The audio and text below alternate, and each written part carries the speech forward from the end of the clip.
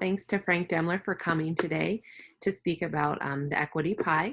Frank Demmler has served as adjunct teaching professor of entrepreneurship at the Donald H. Jones Center for Entrepreneurship at the Tepper School of Business at Carnegie Mellon University since 1987. Until 2018, he served as Innovations Works Vice President of Entrepreneurial Services, leading the organization's seed investment of over $75 million in over 300 companies during his tenure. He was also a managing director of the River Venture Fund, a $23.7 million fund that invests in the Pittsburgh region. Mr. Demmler has more than 35 years of experience advising both entrepreneurs and angel investors, and has significant experience having served as the president and CEO of the Future Fund, general partner of the Pittsburgh Seed Fund, co-founder and investment advisor of the Western Pennsylvania Adventure Capital Fund, vice president in venture development for the Enterprise Corporation of Pittsburgh. Frank holds a Bachelor of Science degree in Mechanical Engineering from Princeton University, a master's degree in General Management from the University of California at Los Angeles Graduate School of Management, and pursued postgraduate studies in marketing at the Harvard Business School. Mr. Demmler has received recognition for Lifetime Achievement Award from the Pittsburgh Venture Capital Association, supporter of entrepreneurship finalist in the EY Entrepreneur of the Year program, Gerald E. McGinnis Chair for Adjunct Professor of Entrepreneurship, Board of Visitors for the Air Force Institute of Technology, President of the Pittsburgh Venture Capital Association. So Frank, thank you for coming, and I'll hand it over to you. Okay. Thank you, Allison. I'm happy to be here, and I'm happy to see we've got quite a few people who have joined in the last couple of minutes. When we talk about equity,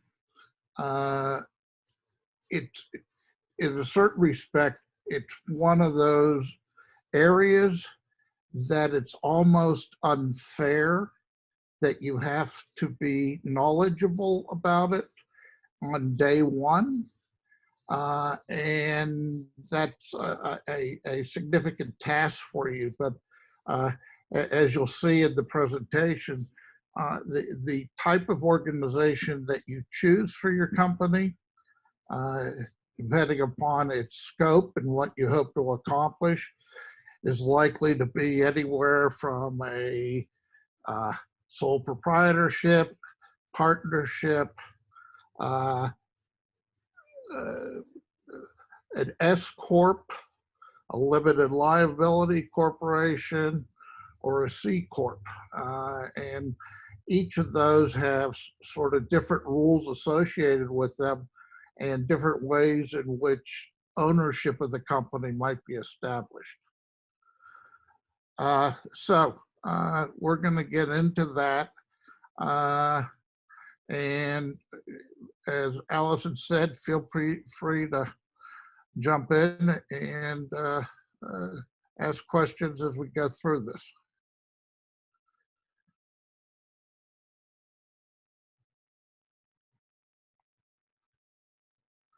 Okay. So I am hopeful that you see my slide, equity compensation. And if you don't, please let me know immediately, because I use Zoom to teach, but I'm not always the most capable Zoom presenter. As you'll see on this slide, I've got an asterisk, and that asterisk is to let you know that what I'm going to present here is a portion of a larger presentation that I had to edit down because of time. So you should take a look at the entire slide deck if you want to get multiple benefits out of it. And So we're going to talk about equity compensation. We've got, there we go. Allison provided my introduction, so you've got a sense of who I am. So why do you care? Well, there are a number of very important reasons why you care. When you start your company, who owns what? If you're a sole entrepreneur, that's an easy answer. But as soon as there's more than one founder, you have the question of who gets what and how do you make that decision? And that obviously will have a major impact on each individual's view of the future and what their future rewards might be. Once you're into a company, you're in a senior position, and you're recruiting someone to join your company, stock options, rights to equity are often used as the incentive to join an early stage company, with the thought being equity that you receive today, or rights to equity that you receive today, are going to increase in significant value during your tenure with the company. And therefore, stock options are the mechanism that's used to present a potential hire with the pot of gold at the end of the rainbow, so to speak. If the company does well, and if A, B, and C happen, and if the company is acquired, then this is what the stock options that you're being offered today are possibly going to be worth in the future. If you are thinking about joining a company, just flip what I just said. You will, if you are an A-class professional, you've got a lot of options to you, including wherever you're currently employed. And you are probably being recruited by a number of other companies that are well regarded. And so you have those as options. And the question is, why would you want to join an early stage company with all of the inherent risk and all of that? And part of the answer, not all of the answer, but part of the answer is the stock options that you will receive and the monetary gain that you will achieve if the company does what everybody hopes it will do. And then finally, stock options are also used as annual compensation, so that you, on a yearly basis, let's say, you may be issued additional stock options based upon your performance in the preceding year. And so understanding that and how they come into play is important as well. Let me see, just because I got chat. Okay. Okay, I don't think there's any chat that I have to respond to right now. So those are the reasons why you want to be interested in equity compensation. So let's start at the beginning. You and another person, 2 or 3, are starting a company. So, and when you start, you've got a blank slate. The ownership of the company, 100% of it, is on the table for allocation among the various participants. Now, sometimes a venture has an obvious leader who is making everything happen. It is obviously the CEO, and on and on. And so that person may get a significant equity position as compared to the other founders. And in this case, we're saying, half the company goes to the one founder, and then each of the other founders get a sixth of the company. Another way is that there's sort of an obvious pecking order. So you have the CEO founder at a large position, maybe the CTO as founder two, marketing analyst and researcher or whatever. So there are times when, as you look around the table of the various founders, it is reasonably straightforward that you can say, okay, these are the relative values of the people that are participating in the company, and that's the way it happens. That all of that happens occasionally, but without major reservation, I can say that at least half of the companies that I've dealt with, if not more, and I think it is more, deal with, will do it equally because that's fair. And so many companies get started where you basically divide the company into equal parts based upon the number of people that are participating. So the conventional wisdom is take 100, divide it by the number of founders, and that will tell you how much of the company each of the founders will receive. And the issue is that conventional wisdom may not be correct, and decisions that you make at that particular point in time have the potential to cause the company great distress in the future, and possibly could lead to the company's demise. So if we've got two founders, you've got one who goes into the company spending full time, foregoing an income, putting pressure on her family in order to pursue the dream. And the other founder keeps his job and helps out on nights and weekends when he can. If that's the circumstances, it is 50-50 fair? I think not. Okay, the company gets started and it is successful in the early years and becomes profitable.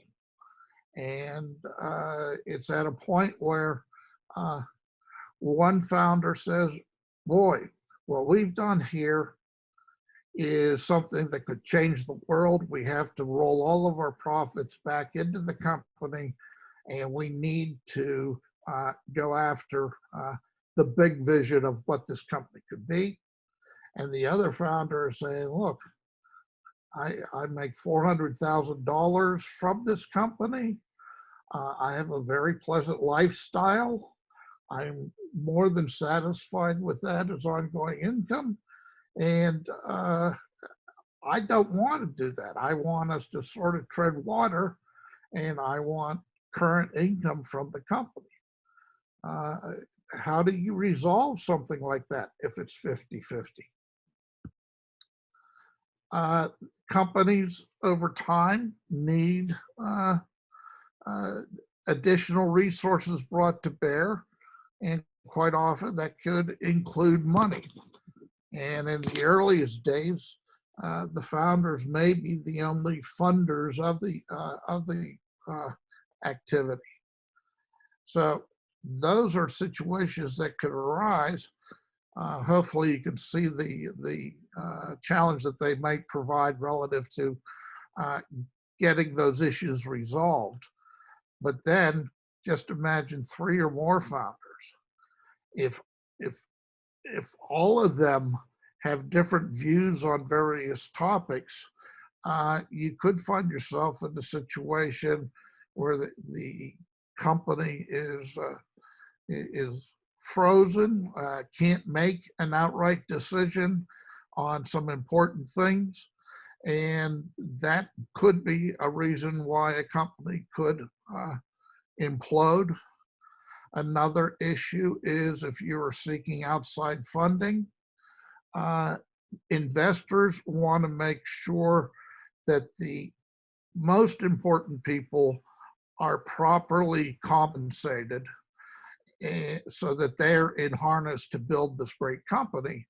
And if the equity breakout of the company is does not reflect what they believe it should, you've got a situation where an investor may pass because of that, because getting in the middle of a disgruntled founder group is not a fun thing to do, and its outcome could be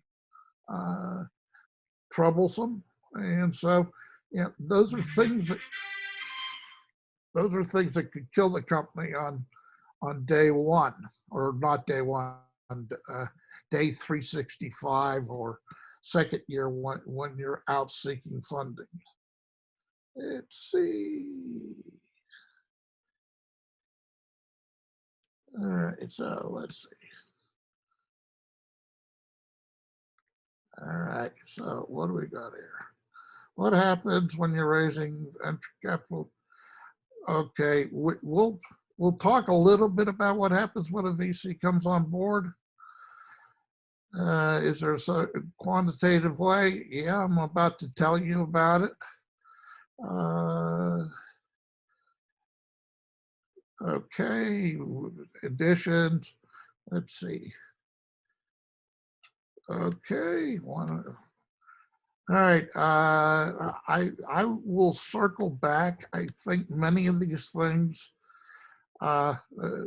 will be addressed as I go through the presentation. I'll try to keep them in mind. So what I suggest is that you come up with a methodology, which I'm going to provide, of how you go about dividing up the founder's pie. So when you're thinking about the founder's pie, you've got to think of what's challenging is you want those founders' share to compensate the each individual for what they have provided to the company to date.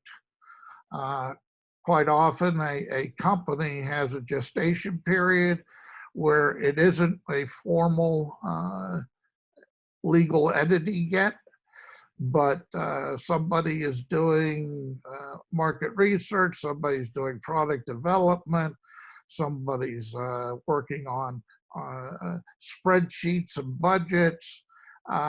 You're doing a lot of things as individuals of this founder group. And so that needs to be recognized, because those contributions have been very important to getting the company to the point that you want to form the company. What is harder is to look into the crystal ball of the future and say, okay, what are the expectations as to what each individual is intended to deliver for the company on a go forward basis? And so, and as you could imagine, there will probably be as many opinions about what those are as there are founders. And then ultimately, you have to be able to balance out all of those decisions in a way that the agendas of the various participants are adequately aligned. So how do we do that? Well, first, let's see where the value is of a startup. And these are not etched in stone. They are useful generically, but may not be of great importance to your venture. So you got the idea. Somebody has the idea, comes up with it. The idea could be the development of proprietary technology.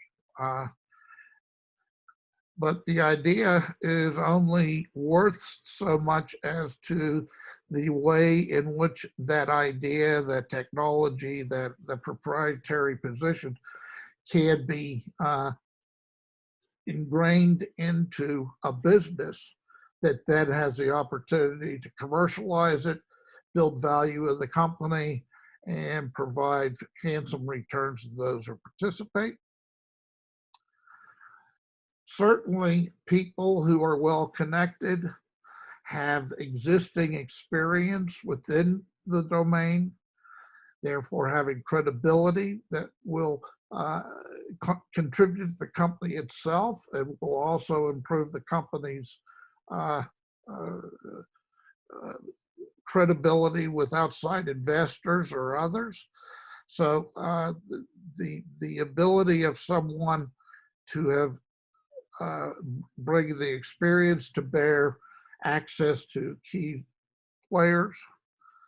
Then you've got the thing of early stage companies, as you've heard time and time again, they're risky.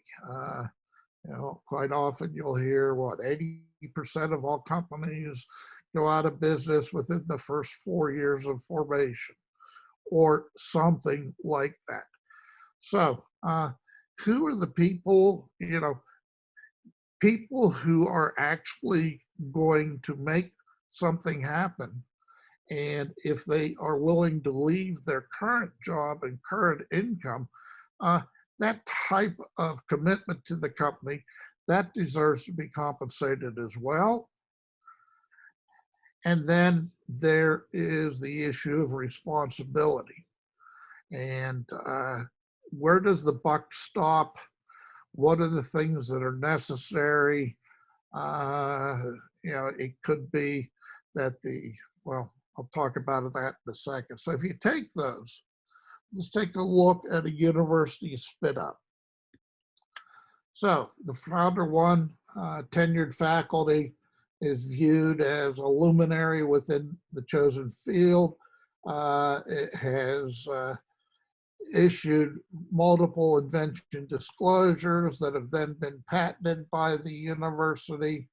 And this person is really a thought leader in the industry, and his or her participation in the company will be viewed very, very favorably by participants in the industry. You've got founder two, the business guy, the person with the responsibility of taking that that creation, that invention, that proprietary technology, and building it into a business, and is responsible for getting things done. More often than not, a particular role for this person is raising funding for the company. Founder three is a postdoc who works for the founder one.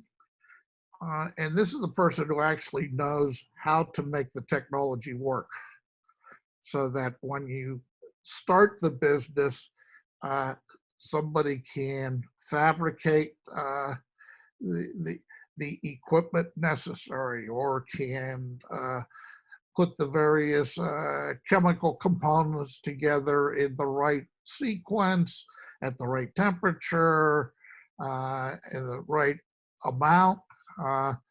The person who actually can operate with the technology. And then you just happen to have somebody who was in the right place at the right time. The lab tech is of modest, if any, real incremental value, other than being there at the date of formation. So here's my handy dandy founder pie calculator. So the first thing is, how important are each of these elements to this particular business.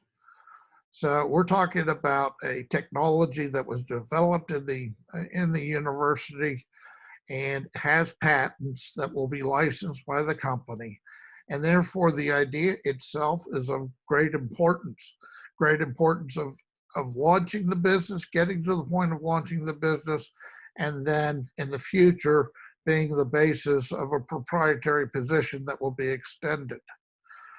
In the very earliest days of the business, this is one where the business model is of modest value. Typically, in the scenario that I've described, there are probably already proven business models for similar companies. And so the job here would be more one of translating another company's business model to represent your company's. Domain expertise is important. Jumping in and making things happen is important. Responsibilities. So on a 1 to 10 basis, you would go through and provide values of how each of these are set up.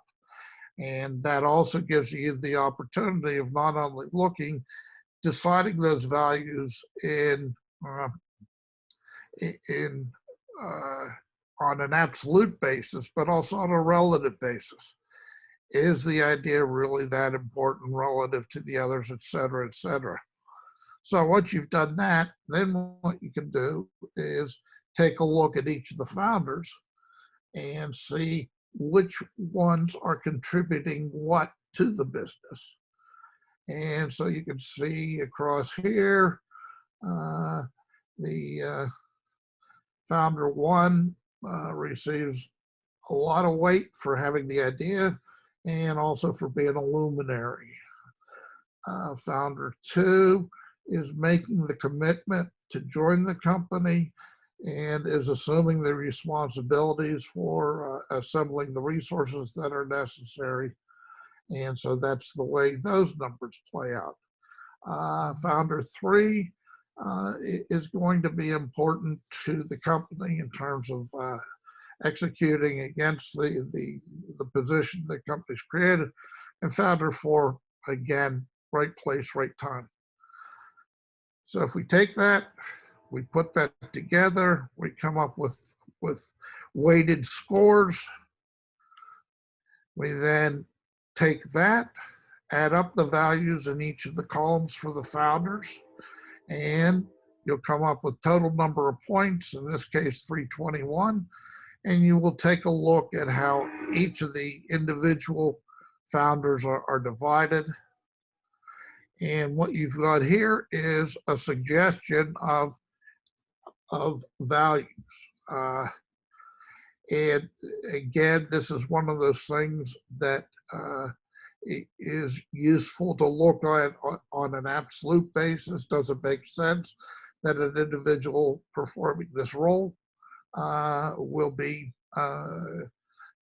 compensated at this level, and also on a relative basis?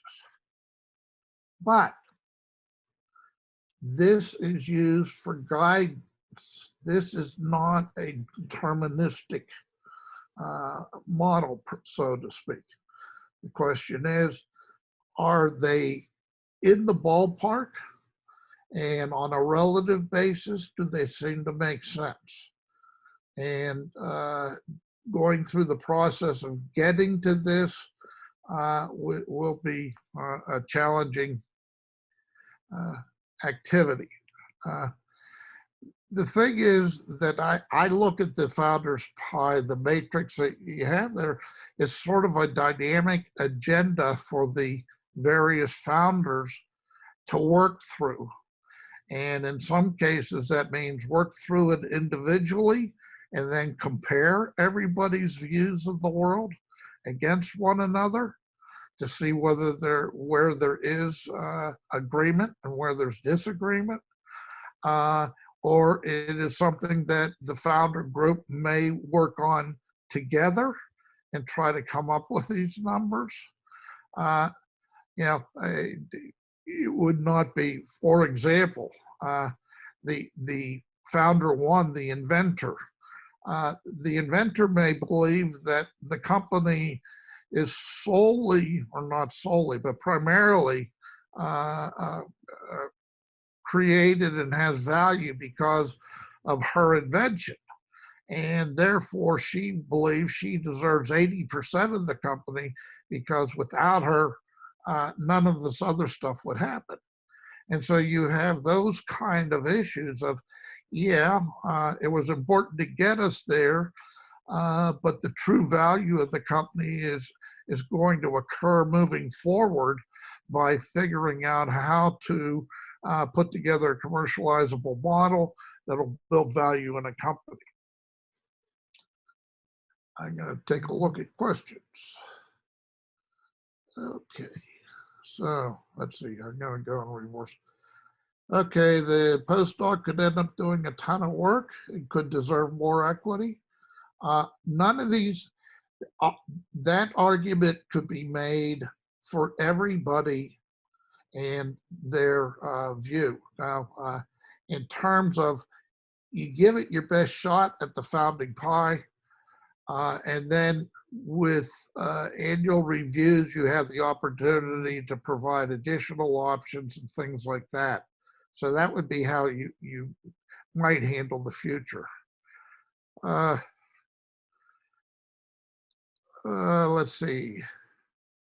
Sometimes the postdocs know more than professors. I agree completely.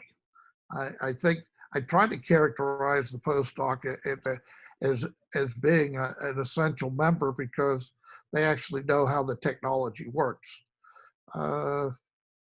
I guess the inventor would have to have know-how. Perhaps founder 3 is looking to ride the momentum. Again, I created a hypothetical scenario.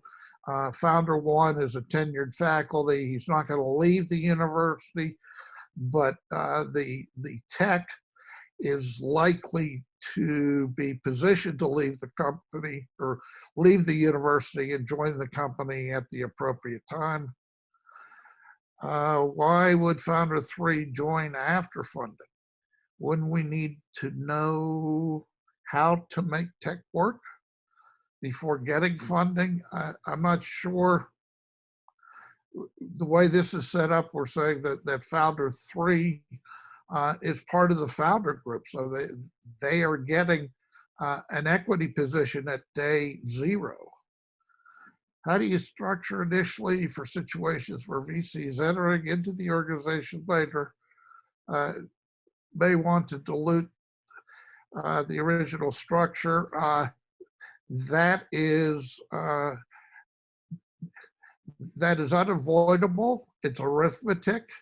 I will discuss that in just a moment about having a smaller piece of a big pie. How many companies put together a founders agreement prior to incorporating? Was that useful and in practice? What I'm basically talking about here is at the formation of the company, the founders agreement would be integral to the founding of the company and to the distribution of the equity. Let's see, when the main founder is also paying for expenses, should money buy you equity early on? Dealing with money is what its value is. Yeah, most of these companies do require some funding. Some of it's out of pocket, some of it is serious, and compensating people would be important. Let's see, buyout case in case of disagreement. That's a possibility, but unlikely for the company that we're talking about. We're talking about, well, it is an issue. It could be dealt with. How does the equity split in a co-CEO situations? Number one, I don't like co-CEO situations. Number two, if you go through the steps that I just described, the the outcome comes out of this exercise. Does the CEO need to have maximum equity? Uh, the, no, the CEO does not need to have maximum equity. Keep in mind that what we're looking at here is at the founding of the company. As the company moves forward and adds people, those people will also be getting uh, uh, compensation. My co-founder,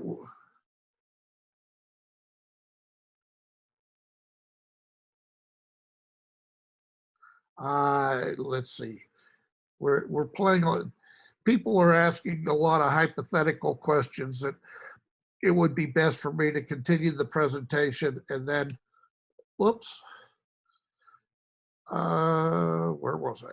Okay, so I'm going to go through the presentation. You're asking good questions, and they actually require pretty serious discussion. So let me move through here, and we can try to move forward. But Q&A at the end, or you can email me and I'll try to respond. Okay, so rules of thumb. When the day is done, if we're talking about primarily a technology-based company that may attract venture capital, then we're talking about a company that ultimately, when the day is done, the founders and management will own somewhere between 20 and 33% of the company. There are many, many, many exceptions to that rule of thumb, so it is not etched in stone. But generally speaking, when you raise money, the investors are buying new shares of stock so that the total shares of stock in a company increase and the percent of the company owned by the original founders will go down. That's what I was referring to with regard to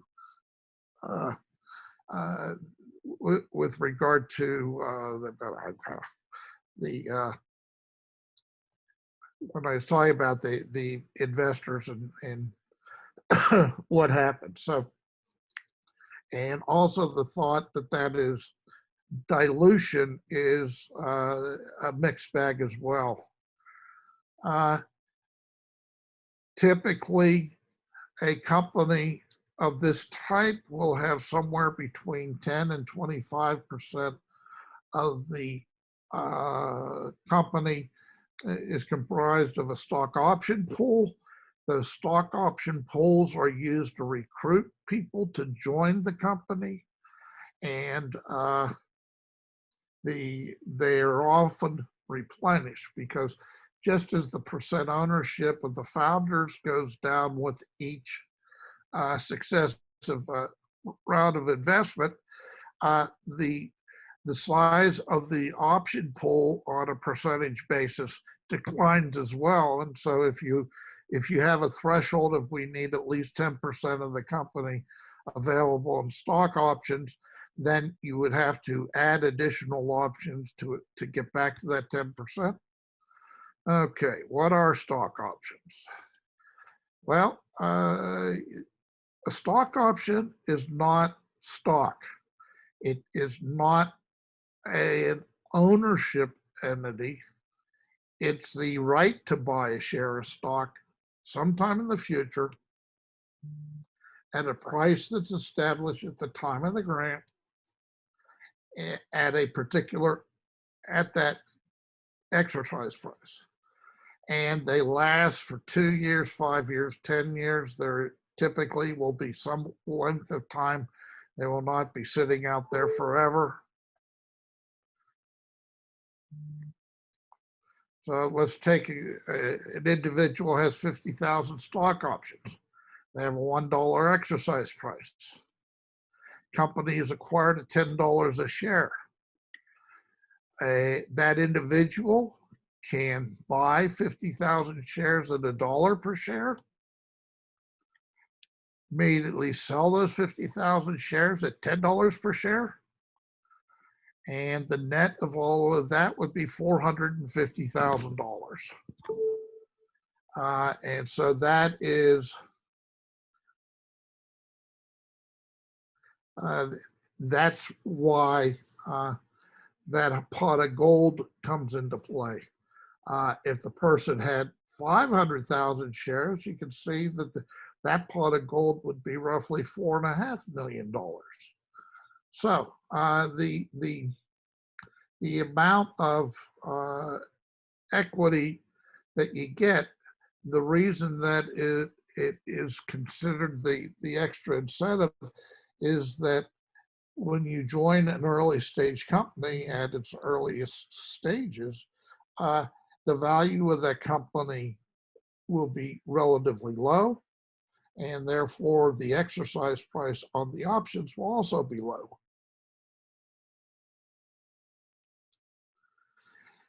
The other question people will often ask is, how many options is enough? And let's flip that in the sense that your ownership of the company will be a function of how many fully diluted shares are already existing. And fully diluted means that it includes stock options and any other equity rights that people might have, so that if all of them were converted into actual equity, these are the number of shares. So if you have 5,000 options and there are only 10,000 shares in the company, that means you own half the company. Conversely, if there are 10 million shares outstanding and you've got 5,000 options, you've got one half of you got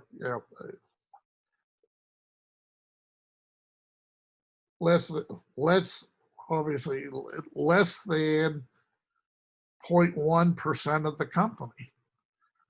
So you can see here the number of fully diluted shares impacts what the value of the options are on a basis.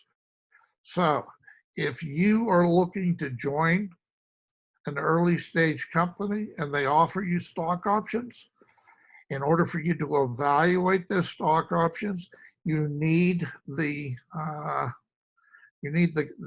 company to let you know what the fully diluted share base of the company is, so that you can evaluate it properly. Vesting. Okay, so not only do stock options not represent direct ownership, but a right to ownership, but they also occur over time. So in a typical vesting schedule, it means that over time you will achieve outright ownership of those stock options. And by spreading them over time, the intent is to keep you tethered to the company in anticipation of the future vesting being of value.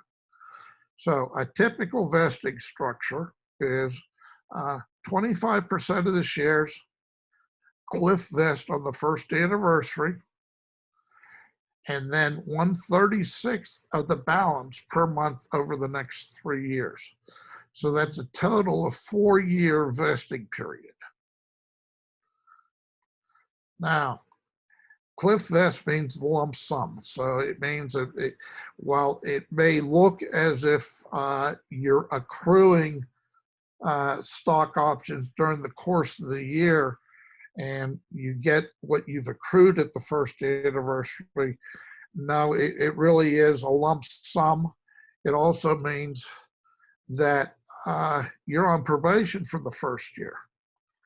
And in an extreme case, uh, you get to 360 days of the year and you're terminated. That means none of your stock options have vested and you don't have any of those rights.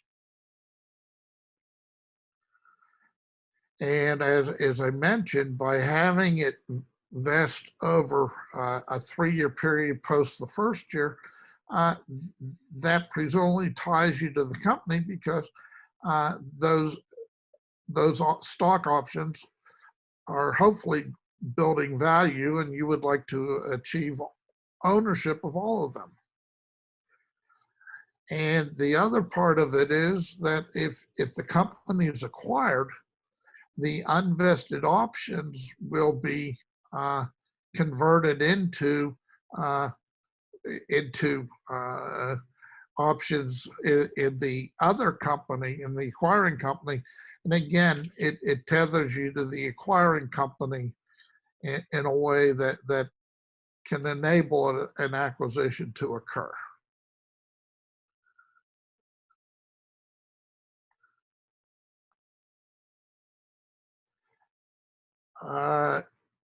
Well, how long before you can exercise your stock options?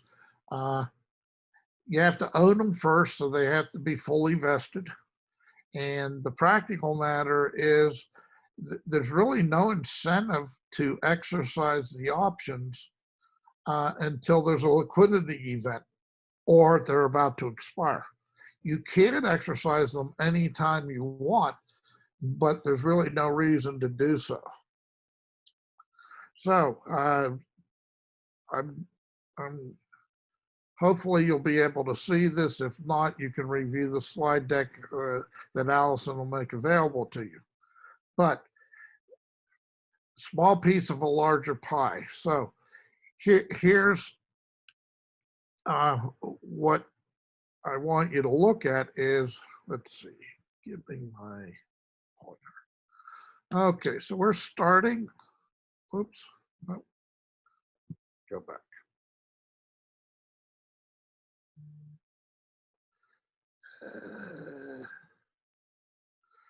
All right, so we start, the founder owns 100,000 shares.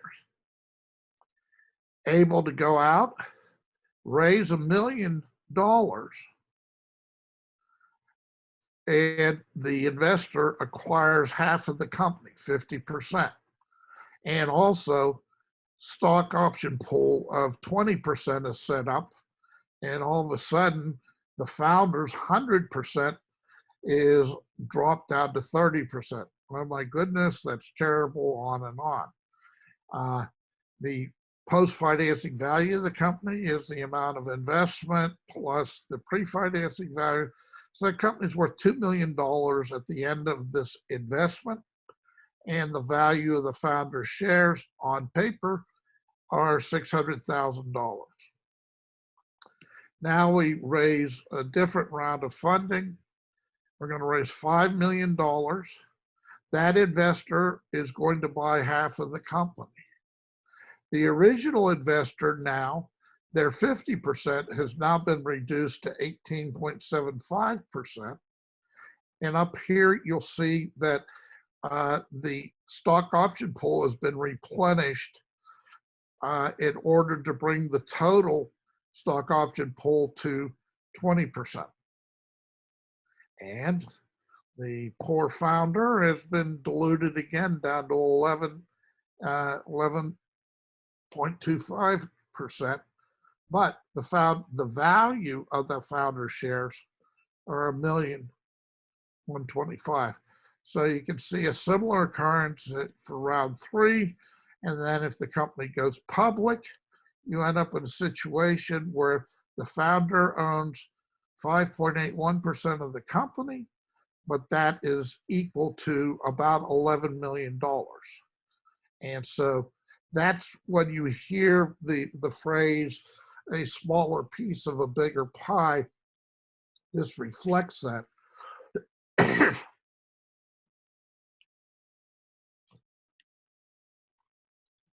Let's see.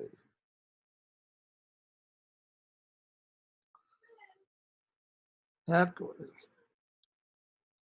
The starting number of shares can be whatever you want them to be. It's just that 100 of them, 100,000. Is it always 100K for founders? No, it's a function of. Let's see. Okay, so the number of shares is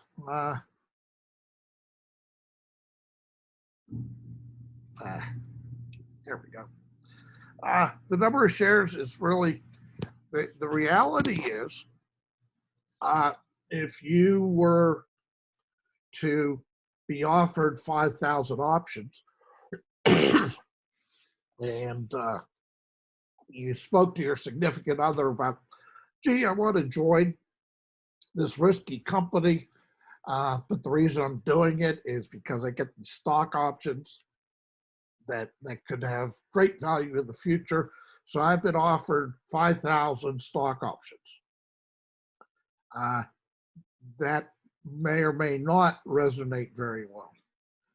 But if I could say I was offered 500,000 stock options, all of a sudden that sounds really impressive.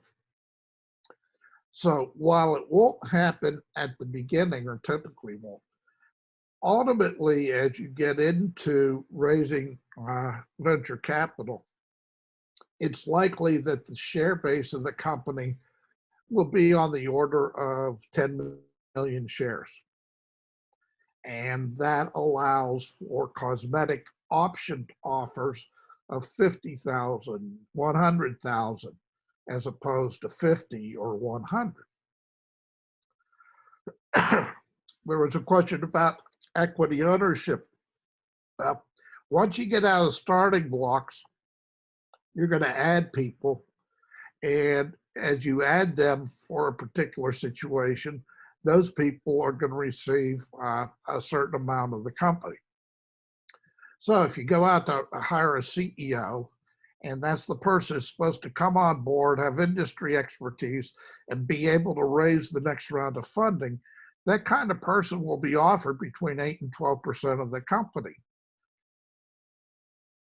And those will be most likely stock options. So again, tethering this individual to the company.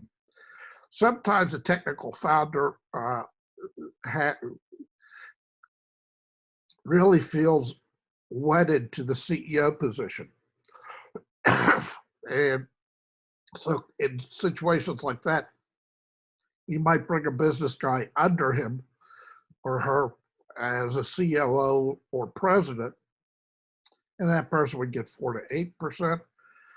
The people who report to senior executives, they're usually 1 or 2 key players, engineering manager, business development, and they're likely to get in the range of 2 to 3.5%. The other people are likely in the 1 to 2.5%. And then CFO, because there are a lot of accountants out there, probably less so. As you build a board of directors, they would likely get 0.5 to 1%. The advisors, 1/4 to 1/2. Founder vesting. Now, this is another point. Founders don't own their own shares at closing.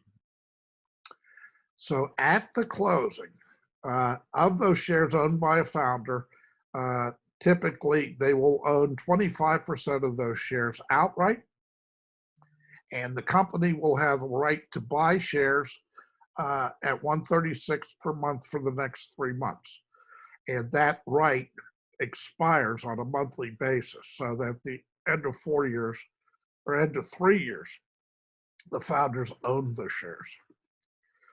And there's a thing called acceleration, investing acceleration, and that is usually involves just senior management, and it involves when a company has been acquired or gone public. So you need to take a look at your distribution. You can sit down and do a pro forma over time. You need professional help as an entrepreneur. You're going to do this 1, 3, 4 times. The people that are going to invest in you do it on a daily basis. The playing field is not level, so you need to have a good backup system between professionals and mentors and guides. And again, you want the best professionals possible because you don't want to you don't want to screw it up at the very beginning. So excuse me. All right, so let's see. Let's stop share.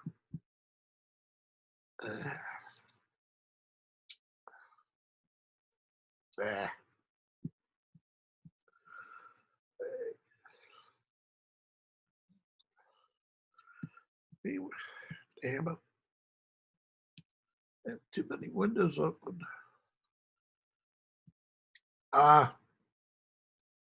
Shoot.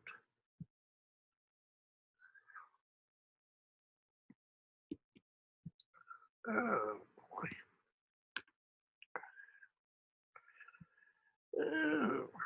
Uh-oh. Uh-oh. Come back, come back. I am. There, finally. Well, I just learned a lesson of don't use a oh, damn. There we go again.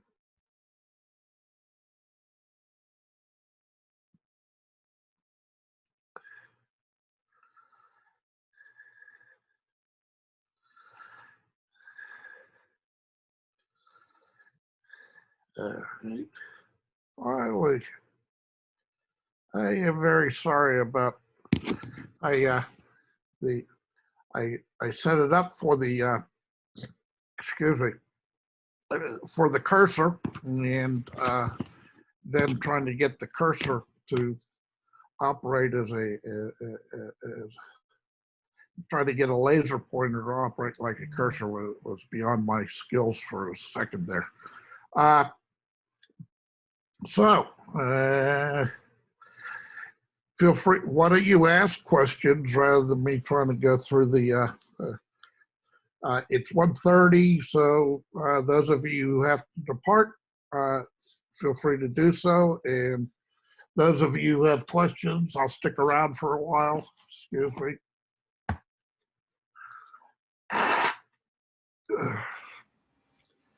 So who do you recommend reaching out to for professional assistance? Are there companies that provide that, or?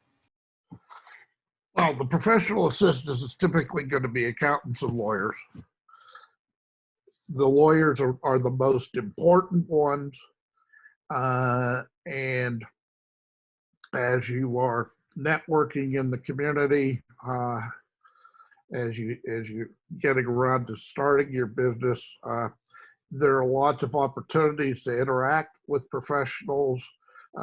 Many will be coming to the Swartz Center. If you take a look at the Connect series, there are several lawyers or law firms that are represented.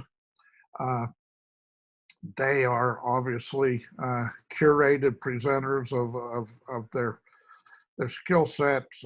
You've got David Lehman of Kirkpatrick Lockhart. I know that he's, or K&L, I guess. So in many of these things, your best source of insight is to talk to your peers who have done what you're trying to do, but they did it 6 months ago or 12 months ago, because there are all sorts, the basic issues of how do you select a lawyer, who's the best lawyer, and all of that. That's not static in some respects. As lawyers become more senior, it's nice to have them as boilerplate, as participating, but the amount of time and energy they're going to put into you compared to others is problematic. And so, again, talk to other entrepreneurs who have already walked that path to see what their recommendations are. Take the opportunity to network with those individuals, like it connects. The MIT Forum has public activities that many professionals attend. If you take a look at, well, I mean, you've got enough activities in the Pittsburgh region that you could probably do 2 entrepreneurial activities a day and still only scratch the surface. So that would be my advice. At any moment in time, there are probably 3 or 4 attorneys, for example, that I've worked with in a recent horizon, so that I can comfortably make those suggestions, things like that. Thank you. Other questions? Hey, Professor. Yeah, Professor, I have a question. So basically, we are saying like, if I'm getting the co-founder on board, I need to tell them what kind of equities, like what percentage of the pie they will get, and I need to. So we need to put my words on paper, right? So that's a process. We need a lawyer, attorney, or can I just write down the name of the co-founders and then the percentage of the pie on the paper and then sign my name? I'm trying to figure out the process. Yeah. You need some advice right now, because that question is scary, in that you need to if you sign anything that does not involve an attorney, the opportunity for unexpected outcomes is very high. The legality of that will be suspect if you and that individual don't hit it off and you haven't taken the step. So that person, you should establish a legal entity for what you're doing. And from what you're saying, it's most likely you're going to be an LLC or a C Corp. An LLC is useful because for the earliest stages of a company, you have the opportunity to assign tax benefits in a disproportionate way as compared to the equity position. So you need to understand that there are multiple sites online that provide quick and dirty incorporations and things like that. Again, do them with caution.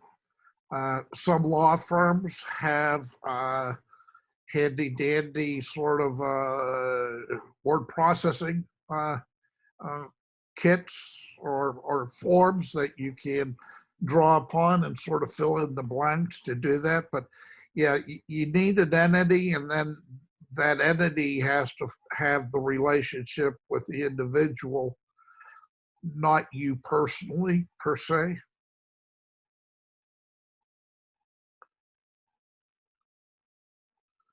Thank you.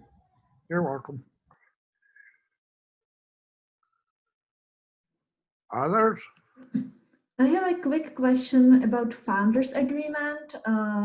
How useful do you find it to have founders agreement prior to deciding on how to split equity in the company?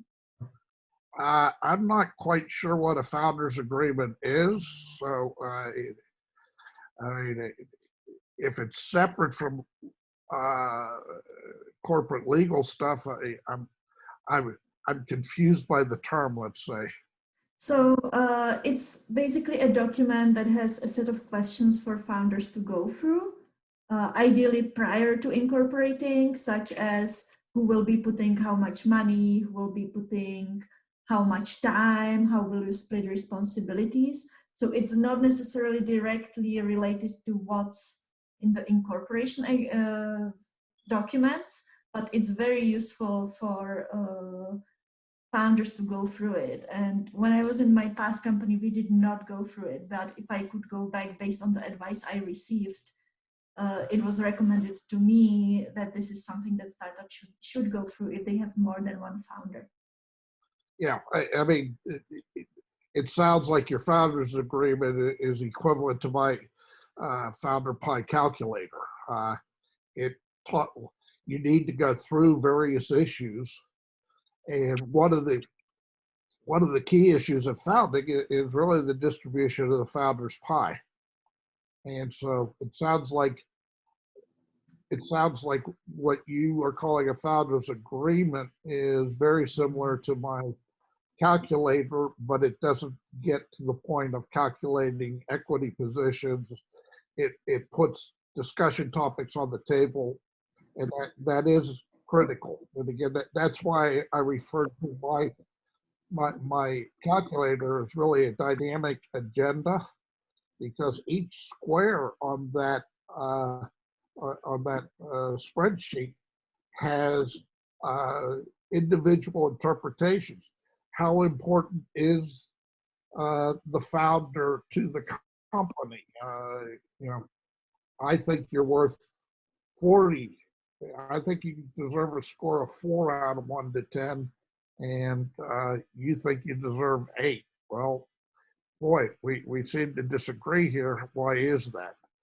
Sometimes by applying, your founder's agreement or going through my exercise, you're going to find out that ultimately there are serious disagreements in terms of what various aspects of the company are. And sometimes when you get to that point, it's best to walk from the company and live to fight another day, because if there are core issues, they're not going to go away. And as time progresses, they're probably going to become more acute.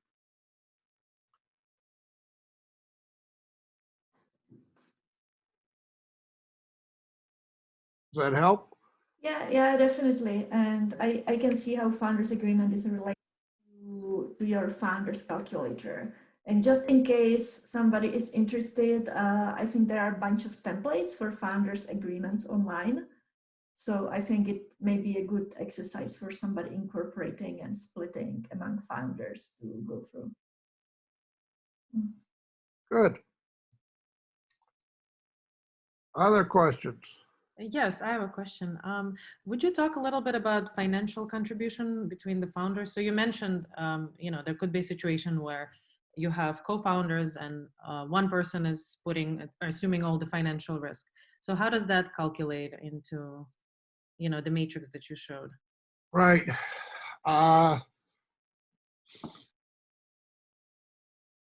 While it's not always possible to do it, I prefer to segregate the money from the founder's pie, in the sense that try to decide the various positions of the individuals, and then the money is there to buy equity separate from. That's not a good answer, but it is always it will influence the way the rest of the discussions around the relative contributions are impacted. So in the best of all possible worlds, I guess, I would want the money to go in to the company to buy perhaps convertible debt so that it becomes equity when somebody invests in the company, but is segregated from the founder pie issues. Where, because the situation that I described, which really was a red herring in some respects, is somebody, if you allow the investment to get into the founder's pie discussion, then any subsequent money that goes in will be compared to that original money and have an impact on things that ripple through. So I like to segregate the financial contributions. I had one of my friends started a company, and he put money into the company, and his co-founders didn't. And so he put that in as convertible debt. And when the company was able to raise funding, then the hope was that you'd be able to get that money back out again. In his case, that wasn't the situation. The new investors said you can buy shares on our basis, but you're not going to get money out. When you're raising money from outside investors, the desire is to keep the money in the business, to grow the business, not to have it go in and come out quickly. And so the thought of, if you do provide money to your startup, and that you'll be able to get paid off when the money comes in, may not be a safe assumption. I know that's not all that helpful, but So you don't recommend adding that to the risk calculation in the original equity pie? No, if you end up in a situation where somebody's very wealthy, then they're going to acquire equity in the company based upon investment on sort of an arm's length agreement, presumably. And so I would segregate it if at all possible, particularly if it's a large amount of money that's going to, swing the equity positions way out of whack.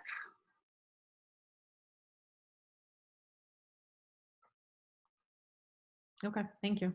Yeah. Any other questions? I know there were a bunch.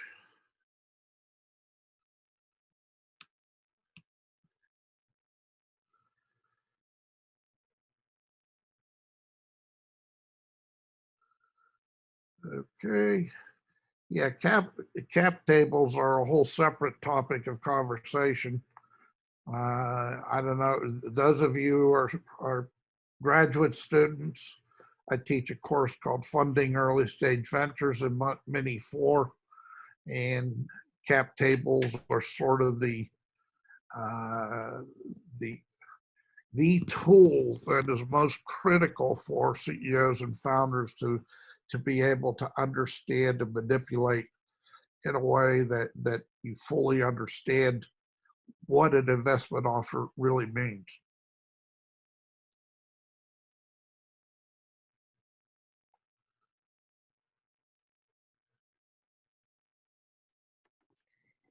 Okay. Thank you, Frank, for leading this. This was great. And if we don't have any other questions, then we can end it for today.